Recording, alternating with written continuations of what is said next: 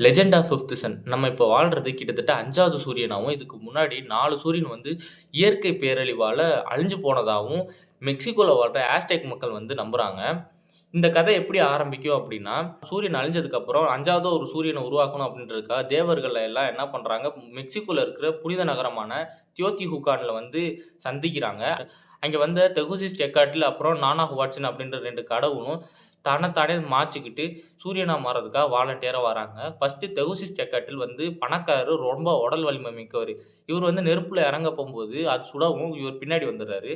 2வதா போன நானாஹுவாட்சினும் ரொம்ப உடல் வலிமை கம்மியா உள்ளவரு. அதே சமயம் ஏழ்மையான வாழ்க்கை வாழ்றவரு. இவர் நெருப்புக்குள்ள இறங்கி, உடல் கருகி சூரியனாவும் மாறி வானத்துக்கு போயிர்றாரு.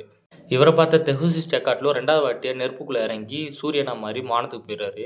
இதனால பூமி பூரா ரொம்ப வெப்பமயமாயிடுது. தேவர்கள்லாம் இத வந்து எப்படியாவது கண்ட்ரோல் பண்ணணும் அப்படின்றதுக்காக என்ன பண்றாங்க அப்படின்னா, ஒரு முயல எடுத்து 2வதா தோன்றுன சூரியன் மேல அடிக்கிறாங்க. அப்படி அடிச்சோன அந்த 2வதா தோன்றுன சூரியன் வந்து நிலவா மாறிடுச்சு. அதோட வெப்பமும் கம்மியாயிடுச்சு அப்படின்ற மாரி நம்புறாங்க. இதனாலேயே அந்த மக்கள்லாம் என்ன சொல்றாங்க அப்டின்னா, இன்ன வரைக்கும் நிலவுல வந்து முயலோட தடம் தெரியும், முயலோட உருவம் தெரியும் அப்டின்ற மாரி இன்ன வரைக்கும் அந்த மக்கள்லாம் நம்பிட்டு இருக்கிறாங்க. இந்த மாரி இன்ஃபர்மேட்டிவான விஷயத்துக்கு என்ன சப்ஸ்கிரைப் பண்ணிக்கோங்க. Thank you.